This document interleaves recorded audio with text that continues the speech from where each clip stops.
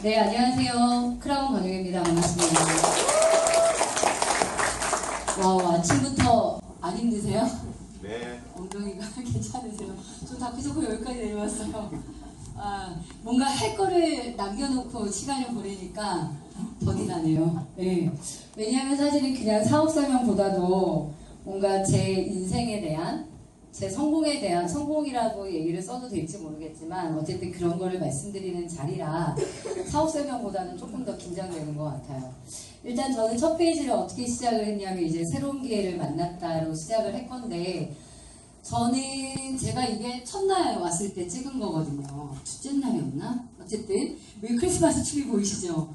그러니까 언제다? 겨울, 작년 겨울이에요. 12월 25일에 아미쿠젠을 찾아왔거든요. 찾아와서 뭐 대표님 그리고 성우사장님, 수연사장님 이렇게를 만났는데, 이 새로운 일이라는 거를 만날 때 기대감도 있지만 굉장히 두렵지 않나요?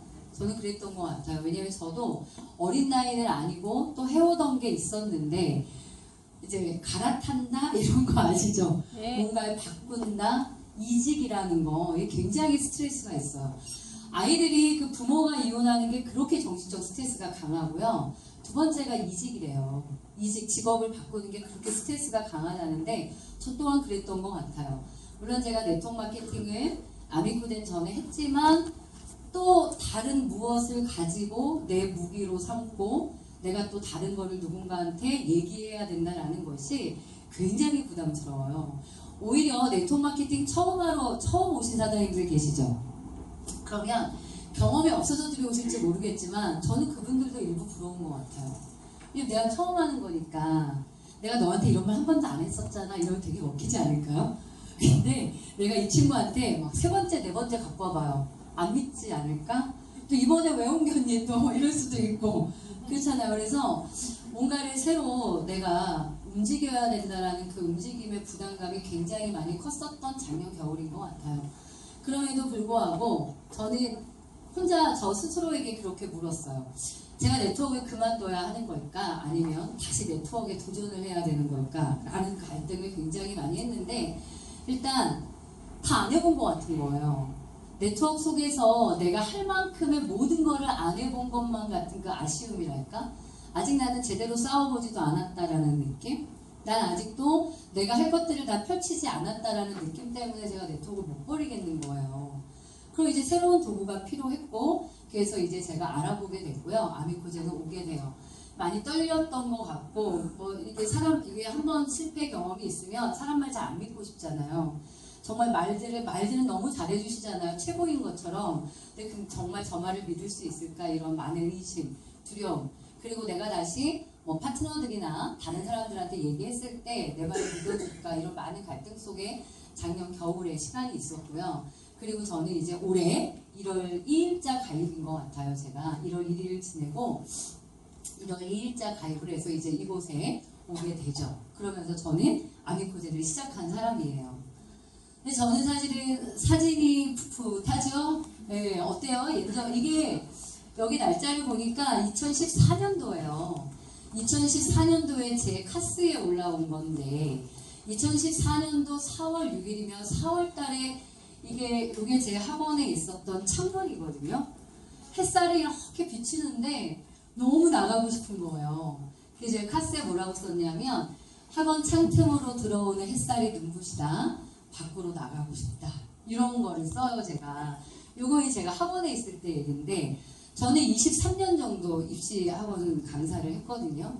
사실 저는 이제 제가 충남대학교를 나왔는데 충남대학교에서 과학을 전공하고 사실 저는 뭔가 하고 싶은 거는 있었어요. 근데 삶이라고 하는 게 내가 원하는 대로 되는 게 아니니까 일단 뭘 해야 돼요?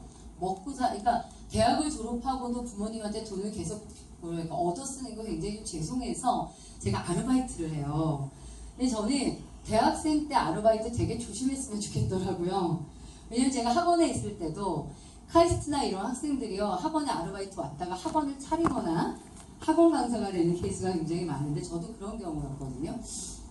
부모님한테 이제 용돈을 받았으니까 죄송하니까 입시학원에 시간 강사를 해요. 제가 과학을 전공했거든요. 이틀 정도 수업을 하면 한 달을 사는 거예요. 되게 좋잖아요, 사장님. 그리고는 이제 제가 대학원 공부를 해요. 그런데 이게 입시라고 하는 곳이요, 잘 하잖아요. 돈이 굉장히 많이 되거든요. 거기에 이렇게 젖어들게 되죠. 그러다가 저는 학원 원장과 결혼한 케이스예요. 전 진짜 결혼 잘하는 줄 알았어요. 왜냐하면은 그 당시, 그러니까 1993년도거든요. 제가 89학번인데 93년도에 이제 학원에 들어와서 두 번째인가 세 번째 옮긴 학원의 원장을 제가 이제 연애를 건 거죠. 네, 걸었는데 저는 이 사람이 돈이 너무 많은 거예요. 현금을 가지고 정말 돈을 이렇게 가지고요. 정말 돈을 너무 잘 쓰는 거예요. 돈에 반했다는 건 아닌데 어쨌든 저희 엄마가 굉장히 가난한 남편을 만났기 때문에 저한테 정말 넌 절대 첫째랑 결혼하면 안 된다고 엄마 조건이었고요. 그 다음에 가난한 사람이랑 결혼하지 말라는 게 엄마의 조건이었단 말이에요. 그래서 돈 있는 사람이랑 결혼해야지 하고서 돈을 너무 잘 쓴 건데 그게 이제 나중에 알고 보니까 그 당시만 해면 학원비를 현금으로 내는 거예요. 요즘엔 카드 결제하잖아요. 그때는 봉투 아세요? 그래서 엄마들이 현금 해가 그러니까 학원비 저녁 때 받잖아요. 그러니까 은행에 입금을 안 한 상태로 현금을 갖고 있는 거잖아. 밤만 되면 몇백만 원씩 있는 거죠. 이 사람이 얼마나 밤에 많이 썼겠어요. 그러면 은행은 어떻게 되겠어요? 비어있겠죠. 월급 주는 날에는요. 뻗어주겠죠. 이걸 내가 안다 모른다? 모르죠. 쓰는 것만 본 거지. 하여튼 그렇게 이제 이렇게 잘 쓰는 남자 만나서 결혼을 했는데 저한테 이제 고비가 온 게 뭐냐면 IMF예요. 선생님들 나이가 어느 정도 있으면 또 IMF 겪으셨을 수 있는데 저는 제 나이 28살에 IMF를 겪었는데 저는 아주 호되게 겪은 사람이에요. 왜냐면 학원이 너무 잘 되니까요. 남편이 신문사를 인수했어요.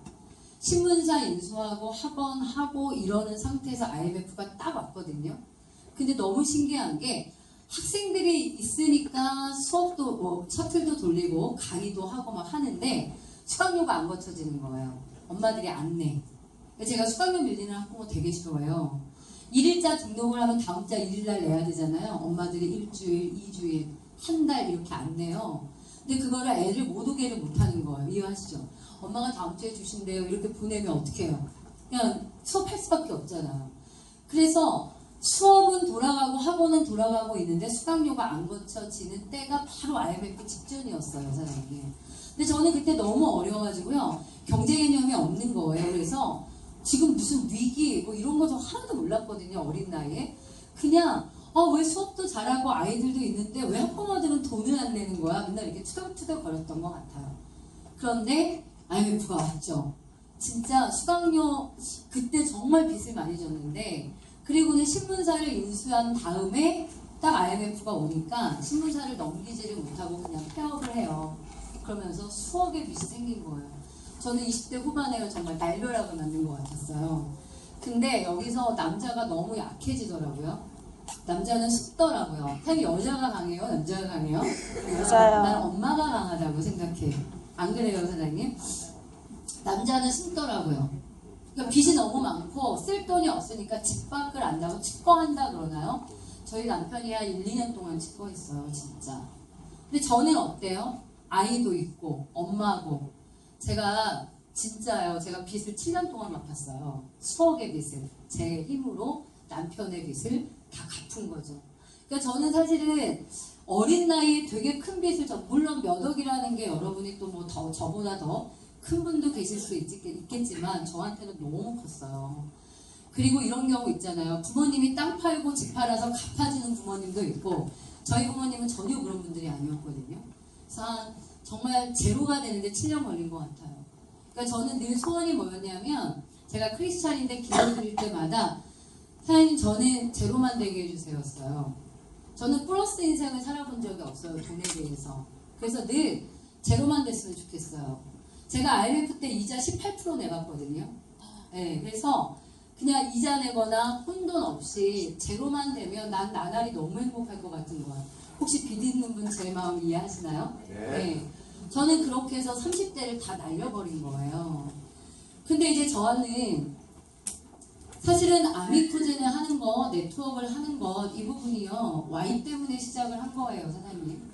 저는 성공의 노하우라고 할 때 뭐 어떤 디테일한 걸 사장님들이 원하실지 모르겠지만 저는 강장 계속 생각을 해봤어요. 무엇이 가장 성공의 노하우냐, 무엇이 가장 성공의 출발이냐 해서 저는 무조건 Y인 것 같아요. 내가 이 일을 왜 해야만 하느냐, 내가 왜 돈을 벌어야만 하고, 내가 왜 성공해야만 하느냐인데요. 저는 Y가 있었기 때문에 시작을 한 거고, 이유가 성공이라는 거, 돈을 벌어야 되는 이유가 있었기 때문에 중간에 어떤 포기도 할 수가 없는 거예요. 그러니까 Y가 분명하니까 어때요? 성공이라는 걸 시간이 지나면서 했던 것 같아요. 그래서 Y가 정말 제일 중요한 것 같다 이렇게 생각이 드는데, 때로는 사장님들은 난 Y가 없어 이렇게 말씀하시는 분도 있거든요. Y를 한번 잘 찾아보세요. Y가 간절할수록 여러분은 잘 버틸 수 있고요. 꼭 성공할 수 있을 거라고 생각을 하고요. 저처럼 혹시 Y가 강렬하신 분은요, 분명히 이 사업을 통해서 성공할 수 있다는 말씀도 드리고 싶습니다. 이제 저 영어 보이시죠? Money isn't everything 이거든요. 돈이 모든 거는 아니에요. 근데 어떻다고 얘기해요? But everything is 뭡니까? money예요. 모든 것에는 돈이 필요하다요. 저는 돈이 필요한 이유가 뭐였냐면, 일단 빚을 다 갚았잖아요. 빚을 한 7년 갚고 뭐 또 이렇게 기반하고 한 10년이 걸렸는데, 문제는 저에게 있는 자식이 문제였던 거예요. 10년이라는 시간 동안 아이와 시간을 보내지 못한 엄마. 혹시 워킹맘들 그렇지 않나요? 근데 저 같은 경우는 또 입시학원을 했으니까 문제가 뭐냐면, 아이가 유치원에서 돌아올 때 제가 학원에 출근을 해요. 밤에 애를 내가 데리고 못 자게 12시, 1시까지 수업을 하고 오니까. 그래서 제가 시댁에서 10년을 살았어요. 시댁에서 10년 산 여자면 내공이 얼마나 센지 이해하시죠? 그래서 10년 동안 시부모님이랑 살았고요. 그리고 아이를 어머님이 데리고 이제 자야 된다. 아시죠? 그리고 저는 새벽에 들어오고 이 생활을 10년을 했거든요. 그러니까 이게 뭐냐면, 아이랑 물론 한 집에는 있으니 떨어져 있는 분들보다는 뭐 덜 힘들다 이렇게 했을지 모르겠지만, 저는 아이에 대한 게 되게 가슴이 아렸던 것 같아요. 그러니까 부모가 경제적으로 어려워서 내가 뭔가 이렇게 누리지 못하거나, 아이 유치원 체육대회, 학교 입학, 졸업, 저는 한 번도 가본 적이 없어요. 네. 그러니까 그런 것들에 대해서 늘 우리 아이는, 우리 우태는 이게 할머니, 할아버지 몫이었어요. 그게 이제 엄마인 저한테는 마음이 어떨까요, 사장님? 매우 찡한 거예요. 근데 그게 다 원인이 뭐였다? 부모의 빚이었다는 거예요. 그러니까 저는 빚 있는 부모가 너무 자존심이 상했어요. 빚 때문에 늘 도둑 전화 받고 뭐 날라오고, 그리고 아이는 팽개치고 엄마는 다시 일을 하고, 이 일상이 10년이 간 거예요. 아이가 어릴 때. 그러니까 아이가 솔직히 잘 몰라요, 사장님. 어릴 때 어땠는지. 왜 아이 어릴 때 안으면 느낌 아시죠? 그런 거 몰라요, 제가. 그러면서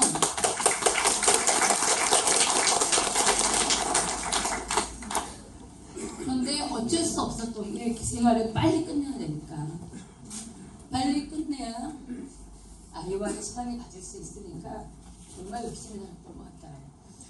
어느 정도로 열심히 살았냐면, 보통 고등학교 보충 수업을 들어가면 아침 7시 50분에 1교시예요. 그 수업을 들어가요. 그래서 대략 한 1시까지 학교 수업을 해요. 보충 수업을. 그러면은 학원으로 와요. 학원으로 와서 학원 스케줄을 소화해요. 그리고 한 10시, 11시부터는 다시 과외를 해요. 고3 아이들은요, 12시에도 수업을 해요, 사장님. 새벽 2시까지. 이렇게 산 거예요, 제가. 뭐 때문에? 빚 갚으려고요. 그렇게 걸려서 한 10년 정도 됐을 때 어느 정도 생활이 돌아왔던 것 같아요. 저에게 돈은 그런 거였던 것 같아요. 너무나 아픈 거였어요. 내가 사랑하는 사람들을 지키지 못하는 거, 돈이라는 게.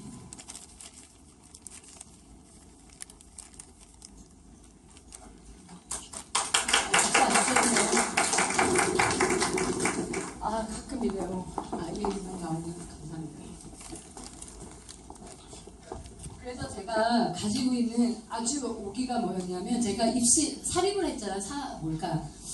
과외를 한 거잖아, 사교육을. 사교육을 하게 되면 뭐 서울대 보내는 방법에 대해서 너무 빠삭해요. 그러니까 제가 유치원 때부터 어떻게 했냐면 저는 보상이 뭐였냐면 유치원 때부터 아이템을 짜요. 이해하실 거예요. 운동하는 팀, 농구팀, 축구팀, 야구팀, 뭐 레고 하는 팀, 오르다 하는 팀, 영어 하는 팀, 한자팀, 모든 팀을 짜고요. 아이에게 수업을 막 시키는 그런 엄마. 이해하시겠죠? 왜 그랬을까요? 보상해주고 싶어서 그랬던 것 같아요. 내가 막 데리고 알콩달콩 책 읽어주고 같이 자고 막 이런 시간을 못 보내니까 나는 아이한테 이런 거로 보상을 해야 되겠다 싶어가지고 계속 아이한테 막 어마어마했어요. 사교육비가. 근데 이제 유치원 때부터 그 생활을 하는데 아이들을 유치원을 딱 보내놓으면 엄마들은 엄마들끼리 모여요. 그 팀장 엄마들끼리. 근데 팀장 엄마들끼리 모여가지고 이런저런 얘기를 하는데 제가 계속 그 생활을 하다가 마음이 이상해지는 거예요. 그게 뭐냐면 모여있는 아줌마들이 있는데 이 아줌마들은 거의가 다 의사 와이프예요. 공무원은 있지도 않고요. 자영업이 있지도 않은 거예요. 그러니까 내가 막 수준을 맞춘다고 맞춰가면서 막 놀고 얘기하고 애들 교육을 막 얘기하는데 내가 제일 가난하다는 걸 깨달아요. 그러고 나니까 이런 생각이 드는 거야. 나 이 아줌마들이랑 차 마실 시간이 없다 이런 생각? 이 아줌마들 내가 하는 것처럼 차 마시고 쇼핑 다니고 명품 보러 다니고 이러면 내가 과연 이 사람들이 가지고 있는 경제적 수준을 뛰어넘을 수 있을까라는 생각이 드니까요. 내가 너무 아무것도 없는 거예요. 그래서 저는 엄마들 모임을 끊기 시작을 해요. 끊으면서 어떻게 해요? 뭔가 일을 막 뭐 당연히 학원 가리키는 일이지만 저는 그랬던 것 같아요. 그러면서 제가 꿈을 꿔요. 어떤 꿈을 꾸냐면 아이에 대한 꿈인데요. 저희 아이거든요. 이때가 아이가 중3이에요. 제가 이제 어떤 꿈을 꾸냐면 나의 아이를 정말 최고의 좋은 환경으로 공부를 시켜야 되겠다는 게 엄마로서 어릴 때 해주지 못한 그 엄마로서 뭐랄까 최고로 바라는 나의 희망 같은 거였던 것 같아요. 근데 아이를 이제 미국 유학을 보내는데 사실 중3 때거든요. 중3 때 미국 유학을 보내는데 한 뭐 교육비 사립으로 보냈으니까 한 1억 정도를 이제 입학금이랑 뭐랑 해가지고 딱 집어넣은 상태에서 아이가 인터뷰를 하려고 미국을 떠났다가 왔는데 아이가 이렇게 얘기하는 거예요. 엄마 나 유학 못 가겠다는 거예요. 그러니까 혼자 뉴욕을 갔다 와서 너무 무서움이 아이가 딱 찬 거예요. 네, 인터뷰하고 막 학교 돌아다니고 이러고는 무서움이 딱 차가지고요. 엄마 내가 꼭 유학을 가야지 행복한 걸까? 이렇게 나오는 거예요. 근데 제가 또 강한 건 있거든요. 내가 어떻게 만든 기회인데 솔직히 아이 유학 보낼 때 다 반대했어요. 저희 남편도 어느 날 딱 저한테 자기는 자신 없다는 거예요. 그 돈을 도저히 메꿀 자신이 없다고 얘기를 했고요.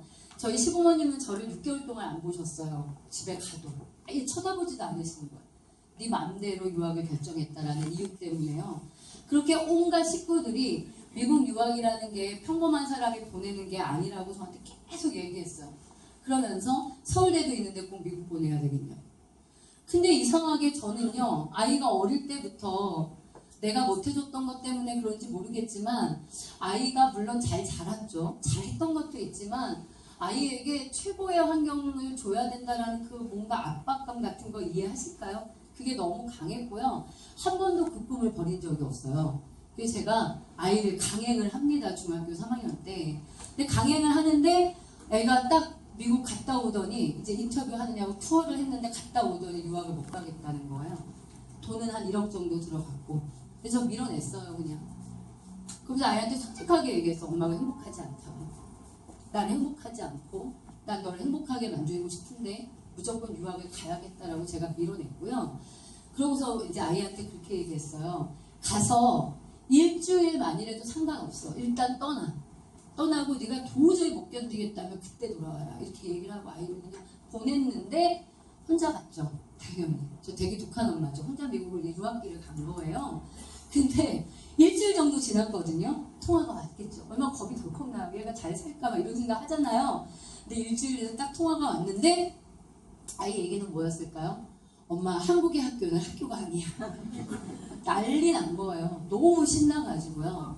지금 저희 아이는 6년째 유학생활을 하고 있고 아까 사장님은 음대 버클리인데 저희 아이는 캘리포니아에 있는 UC 버클리 컴퓨터 공학을 하고 있어요. 예.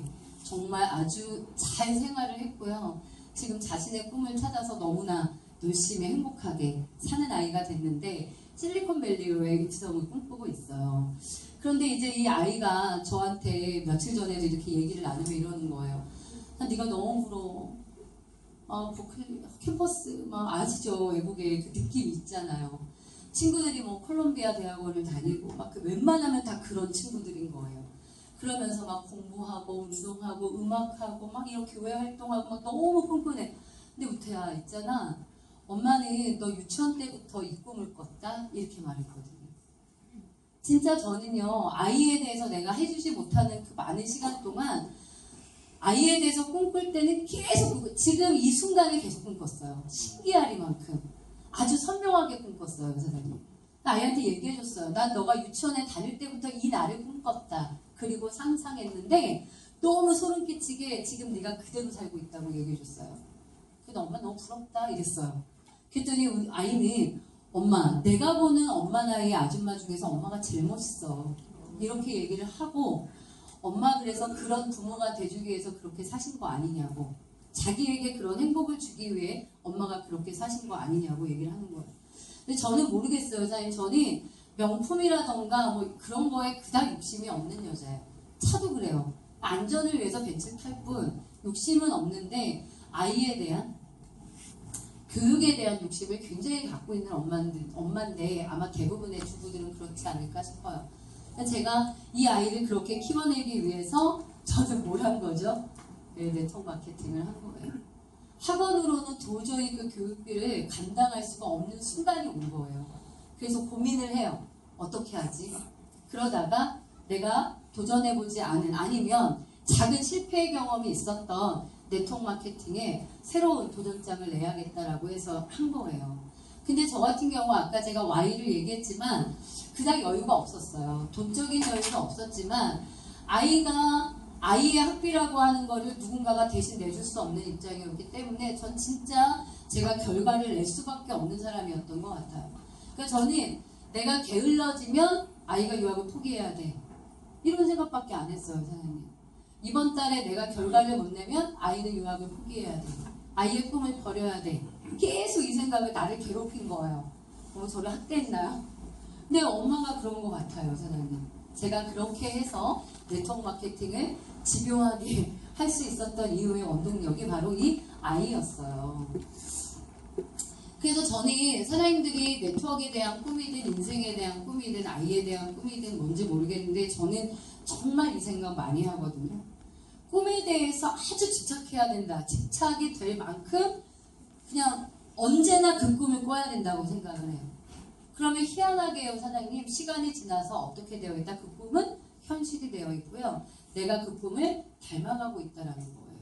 여러분들 이거에 대한 실감을 하신다면 성공이라는 거의 첫 출발은 꿈꾸는 거예요.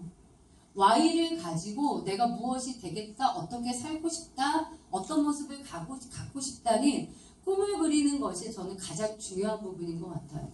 저는 아이에 대한 돈 문제를 해결하기 위해서 네트워크를 하기도 했지만 또 하나가 나잖아요.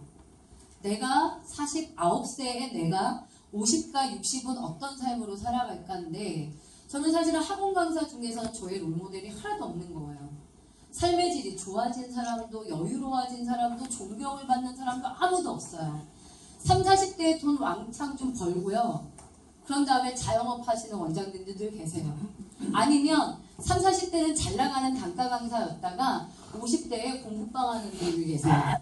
내가 이 길을 가면은 그들처럼 된다는 것밖에 답이 없는 거잖아요. 아무리 둘러봐도 학원을 통해서 성공한 롤모델이 없는 거예요. 그러니까 저는 저에 대한 갈급함, 나의 미래에 대한. 근데 네트워크 마케팅은 어때요? 뭐 저는 부족할 수 있겠지만 여러분의 스폰서들의 성장이라던가 그분을 보면서 충분히 이 세계에서는 내가 시간이 가고 성공해서 저 사람처럼 되고 싶다라는 롤모델이 저는 충분히 많이 있다고 생각을 하거든요. 그런 거잖아요. 야, 연봉 5억? 연봉 10억? 좋겠다. 벤틀리 너무 좋겠다. 이렇게 꿈꿀 수 있는 게 있다는 것만으로도 저는 이 세계가 좋아요. 여러분들이 가지고 계신 세계는 어떤지 모르겠지만 본인의 세계에서 다른 걸 꿈꿀 수 있느냐 없느냐의 문제가 저는 그 일을 계속 해야 되느냐 말아야 되느냐의 문제인 것 같아요.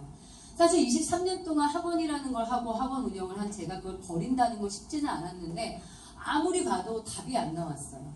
그냥 먹고 살고 있을 뿐이에요. 그 다음의 삶을 하나도 책임져 주지 못하는 그 도구를 내가 잡고 있기에는 내 인생이 너무 아까웠던 것 같아요. 그래서 제가 이 세계에 뛰어든 거예요, 사장님. 그렇게 보시면 됩니다. 그러면 이제 과연 성공이라는 거를 위해서 여러분들이 뛰셔야 되는 건데요. 대가지불이 필요하다는 거를 아셨으면 좋겠어요. 사실 이런 게 되게 위험해요. 사인이 그냥 가만히 있어도 된다고. 안 그래요? 그냥 이뻐지기만 하면 된다고. 사실은 그것만으로 성공이 온다? 이거는 아닌 것 같아요. 물론 아미코진을 만나셔서 디톡스하고 제품 드시면서 예뻐지실 건데요. 그것만으로 돈이 되는 게 아니고요. 사장님들이 지금 우리는 성공을 말하고 있어요. 부자가 되는 거, 성공을 하는 거, 꿈을 이루는 걸 말하고 있단 말이에요.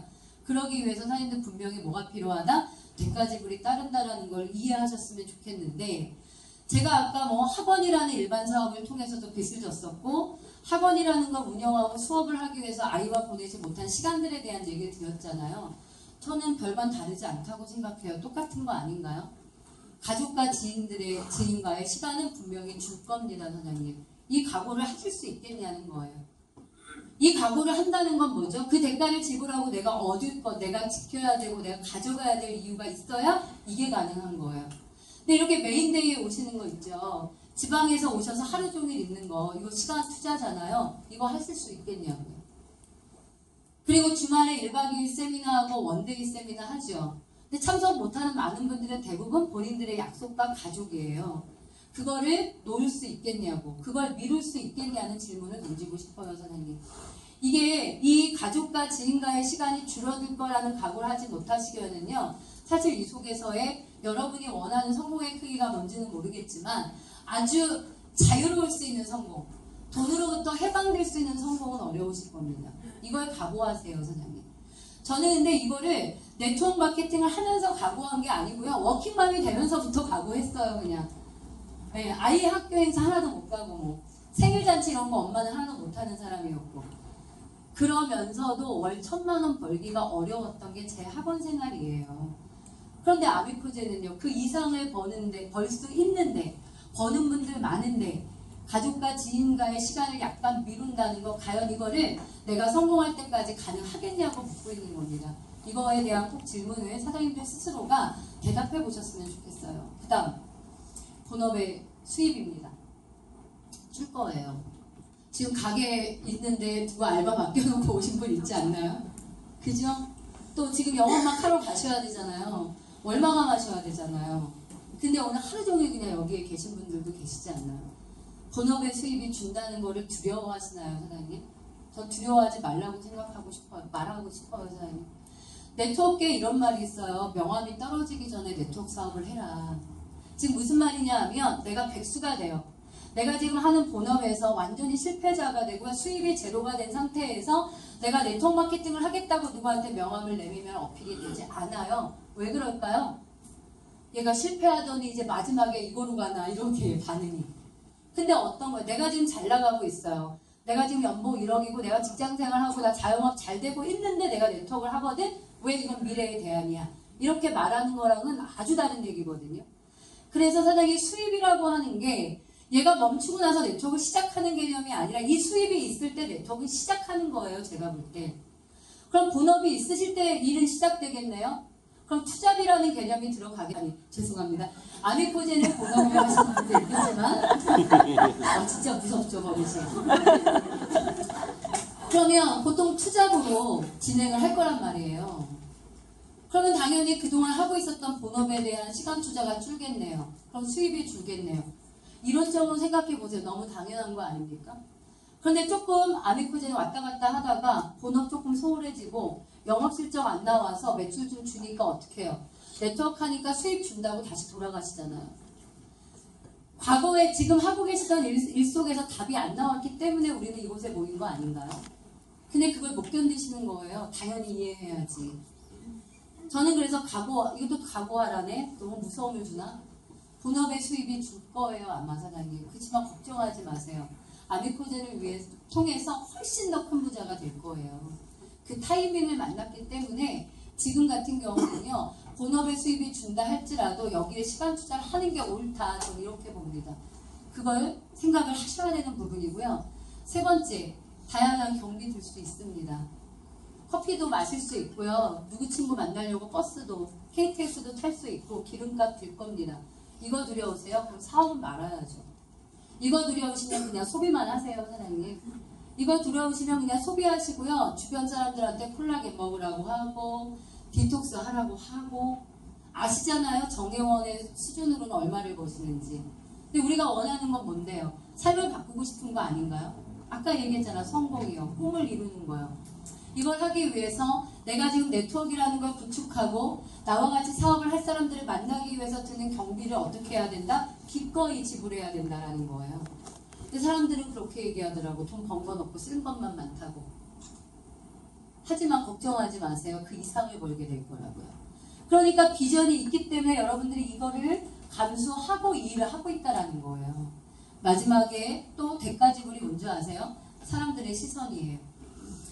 일단 네트워크 마케팅을 하게 되면 제일 안티가 가족이거든요. 가족이 함께 하시는 분은 정말 행복하신 분들이고요. 배우자의 반대도 굉장히 많을 수 있고요. 그리고 저 같은 경우는 어떤 결단을 한 사람이냐면 일단 친정과 시댁을 안 간다예요. 저는 좀 못했죠. 안 갑니다. 성공하기 전에 안 가겠다. 근데 제가 그 생각을 왜 했는지 아세요, 사장님? 제가 네트워크 마케팅으로 성공하기 이전에 학원 할 때요. 명절이나 생신 때 친정 가고 이래도 사장님 저 드리는 돈 10만 원, 20만 원밖에 안 됐었어요. 아무리 내가 학원 생활을 20년을 하고요. 학원계에서 성공을 했다고 해도요. 부모님한테 드리는 돈이 그 수준을 올라가 본 적이 없어요. 부끄럽더라고요, 저는.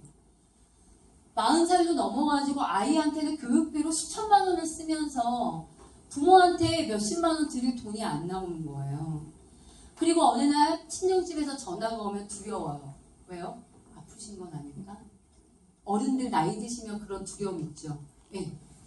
그러니까 나는 그게 너무 부끄러운데 내가 가는 게 중요해요? 성공하는 게 중요해요.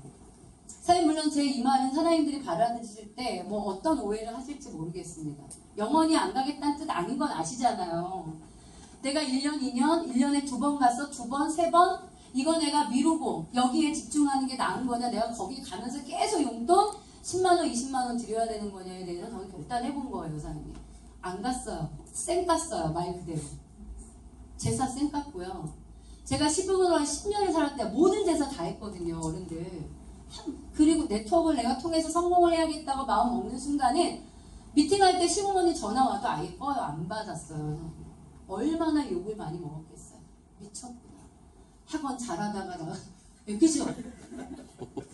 그리고 어른들은 본인들 무시한다고 생각하시잖아요. 생신 때도 안 오고 제사 때도 안 갔어요, 사장님.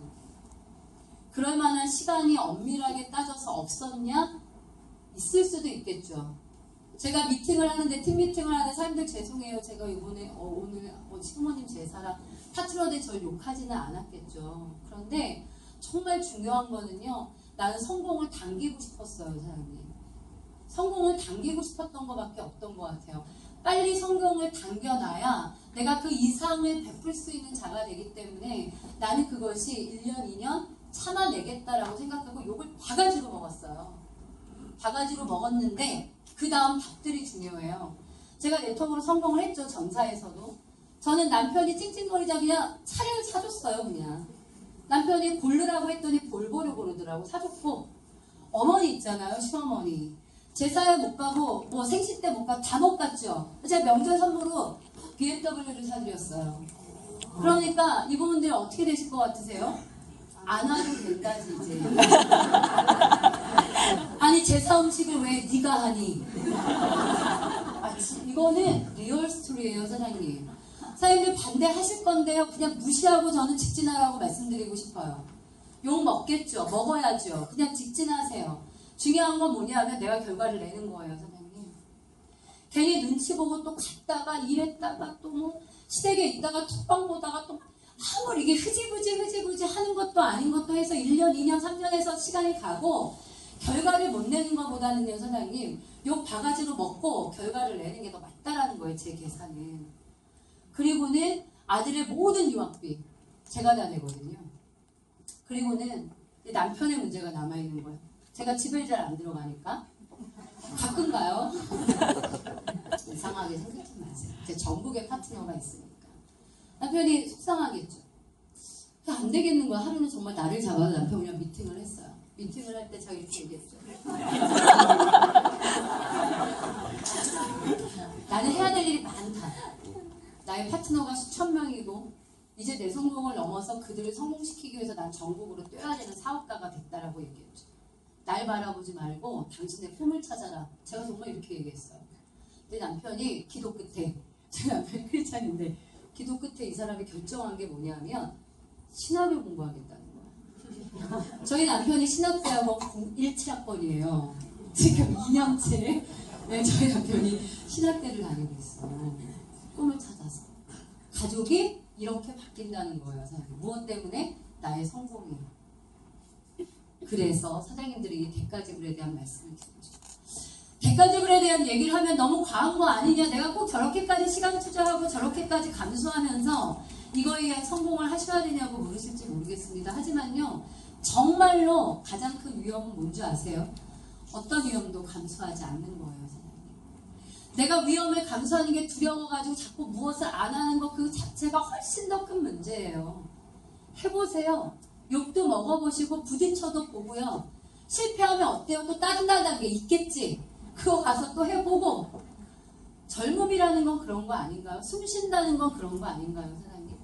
여러분이 실패했다고 해서 그거를 욕할 사람이 누가 있겠어요? 안 해본 것보다 훨씬 나을 텐데. 두려우실 수 있고요. 내가 너무 많은 걸 감수해야 되다라는 생각이 있을 수 있습니다. 하지만 저는 항상 그런 생각 많이 해요. 언제 죽을지도 모르는데 뭐 오늘 불살림이 어떠냐. 나의 열정이라는 것을 남겨두면 뭐하리. 나중에 내 인생이 그때까지 보장되냐고요. 오늘 살 때 오늘 쓸 수 있는 모든 에너지를 매일매일 쓰자라는 게 제 생각이거든요. 감수하실만 합니다. 이 일이. 그래서 우리가 하셔야 될 일 중에 몇 가지만 제가 말씀을 드려볼 건데요. 오늘 여기에 구성원이 잘 모르겠어요. 소비자 같은 마인드로 조금은 천천히 이런 마음을 드시고 가지시고 계신 사장님도 계실 거고요. 아주 그냥 지금 열정에 넘치는 사장님도 계실 겁니다. 하지만 성공을 위해 사업의 패턴을 조금만 바꿔보자라는 생각이 드는데 일단은 이거예요, 사장님. 내 스스로가 프랜차이즈 오너이어야 한다라는 생각이에요. 어딘가를 이 시스템적인 참여라는 거는요. 프랜차이즈 오너로서는 기본이라고 생각하세요. 이걸 내가 늘 갈까 말까를 갈등하는 순간 사장님들은 오너가 아닙니다. 사장님들이 오너가 아니면은요. 그냥 월급 받듯 알바비 받듯 받는 게 당연한 거예요. 그러니까 내가 이곳에 오는 거 1박 2일 세미나 오는 거, 아침에 일어나 미팅을 하는 거, 톡방에 글을 남기는 거, 사업을 위해 이루어지는 모든 일들을 주관적으로, 내 의지적으로 하고 있나를 점검해 보세요. 그것이 내 의지적으로, 능동적으로 하고 있다는 사장님들은 프랜차이즈 오너이신 겁니다. 근데 아직 그것이 스폰서에 의해서, 아직은 누가 끌고 와야, 스폰서가 차를 태우고 와야, 이렇게 아직 수동적이라면 사장님은 아직 아미코젤 내 오너라는 생각을 아직도 못 갖고 계시는 거예요. 자, 이거는요. 스폰서 위에 있지만 사장님들이 돈 벌어서 스폰서 주지는 않아요. 어차피 사장님의 재산이고요. 사장님들의 수입이에요. 그럼 이거는 내 사업이거든요. 우리가 왜 하우투에서 많이 얘기하잖아요. 내 사업으로 인정해라. 그런 부분이 이 부분인 것 같은데 특히 프랜차이즈 오너로 인정하라 해요. 저는 학원을 하면서 그 학원이 원생이 적을 때 있잖아요. 그럼 무조건 적자거든요. 그 영업을 뛰어야 돼요. 일단 학부모들 상담부터 들어가요. 비슷할 거예요. 아마 네트워크도. 학부모 상담 들어가서 어떡하게 해요? 수학 듣는 애를 영어까지 끊게 하는 거예요. 끊어내는 거야. 수강을. 이해하시겠죠? 전과목으로 돌리는 거야. 상담을 해서. 그럼 매출 오르잖아요. 그런데 여기로도 안 돼요. 그럼 학부모한테 학부모를 소개받아. 뭐 입시 설명회도 해. 별의별 거 다 해서 결과적으로 뭘 유도해야 하죠? 학원 매출이요. 그럼 난 아미코젠도 똑같다고 생각해요. 아미코젠 파트너들이 있어요. 이분들 속에서 소비를 이끌어야 하고 이분들 속에서 누구를 연결받아야 하고요. 내가 새로운 뉴페이스를 찾아서 움직여서 내 바이너리를 끌어당기는 일을 나는 일처럼 하는 거예요. 그게 프랜차이즈 오너란 말이에요, 사장님. 매출이 줄고 있는데 오너가 가만히 있어요? 근데 이게 왜 가만히 있는 줄 아세요? 여러분이 프랜차이즈 계약하는 너무 적은 비용을 들였기 때문에 그래요. 항상 그렇게 말하잖아요. 내가 아미코젠에 사인할 때 한 2억 정도 냈다고 생각해보면 2억 아까워서라도 우리는 아마 생각부터 움직일지 몰라요. 근데 내가 투자한 게 너무 없으니까 아무것도 아니야. 스폰서 똑 씹기 시작하면서 나는 사업이 포기되는 거거든. 사업을 그만두기도 너무 쉽잖아요. 그러니까 이거를 오너인 마인드로 못 가져가는 거예요. 오너인 마인드로 가져가 보세요, 사장님. 아침에 저는 학원이 힘들 때는요, 사장님, 제가 새벽에 가서 청소도 제가 했어요. 청소하시는 분들 3, 40만 원 드리거든요. 그것도 아까워서. 여러분 안 그러겠습니까? 생각해보세요. 계속 적자가 이어지는데 차량 운행 누가 하겠어요? 차량 기사 보내고요. 제가 하는 거예요. 원장들이 다 하는 거 모르세요? 청소부터 차량 운행 칠판 지우는 것까지 원장이 다 해요. 사장님 자영업이 안 될 때. 그럼 우리가 하는 이 아미코젠이 내가 비즈니스 오너라고 생각한다면 어떤 일들을 하고 아침에 어떻게 움직여야 되냐를 생각해 보세요.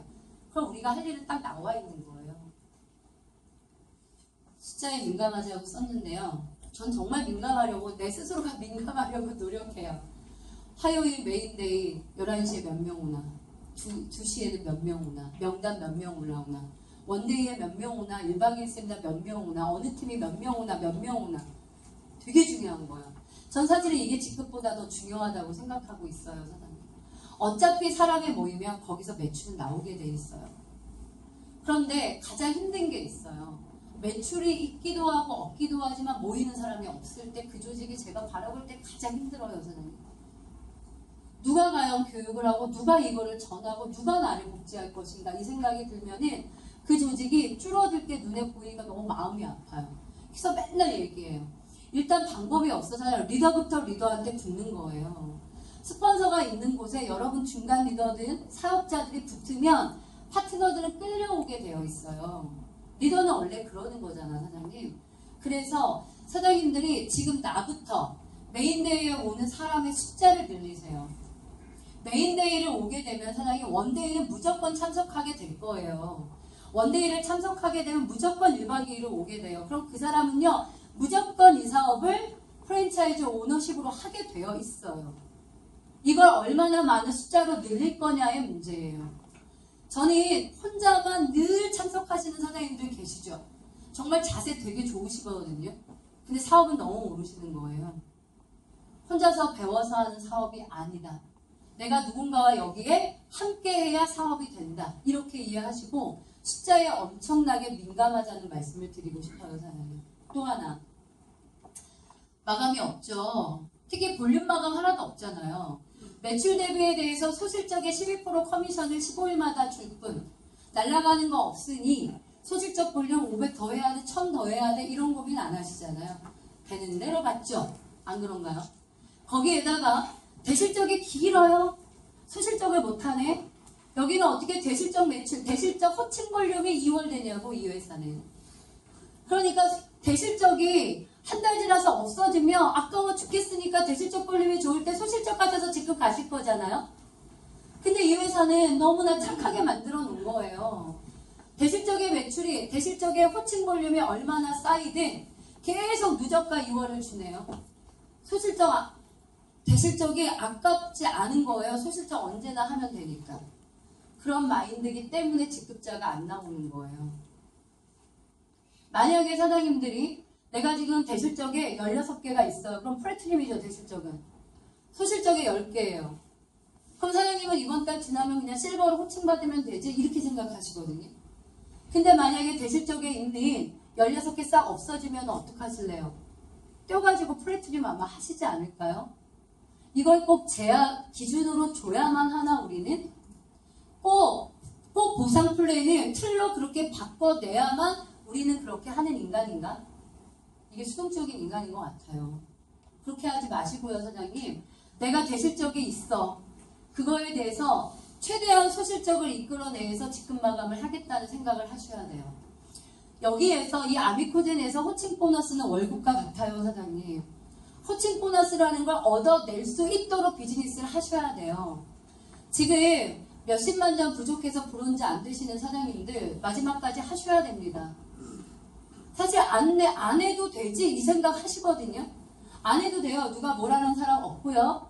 소실적 기준의 수당 받을 거고요. 직급만 안 될 뿐이에요. 그런데 브론즈 마감을 하셔야 20만 원 월급 받는 거 아닙니까? 월급이라는 책정의 호칭 보너스가 있는데 내가 그거에 대해서 너무 무감각한 거예요. 이 플랜에 의해서. 저는 그게 우리를 더 나약하게 만든다고 생각해요.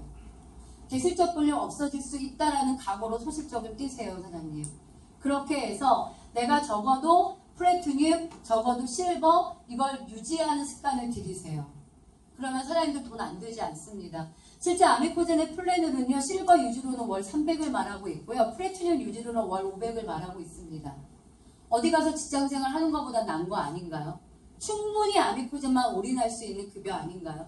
여러분이 그러면 적어도 실버는 내가 최고직급 실버였다 그러면 승급은 못하더라도 실버를 유지하기 위해 뛰셔야 된다는 거예요.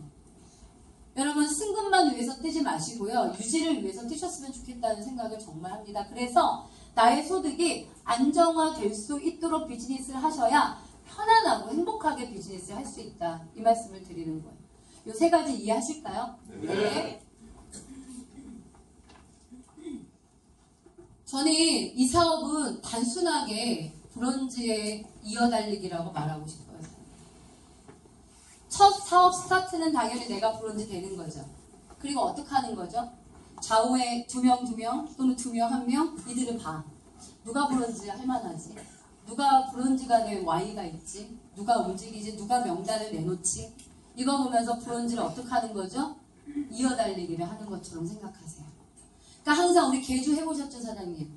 개주에 내가 돌 때 내가 내 구간을 뛰고 나면 그 다음 구간에 누군가가 뛰어줘야 되죠. 그래야 전체가 개주가 완성이 되죠. 이것처럼 생각하세요. 꼭이요. 그러면 내가 브론즈가 된 순간부터 이 바톤을 누구한테 줘야 되는지를 생각할 거예요. 내 파트너를 보겠죠.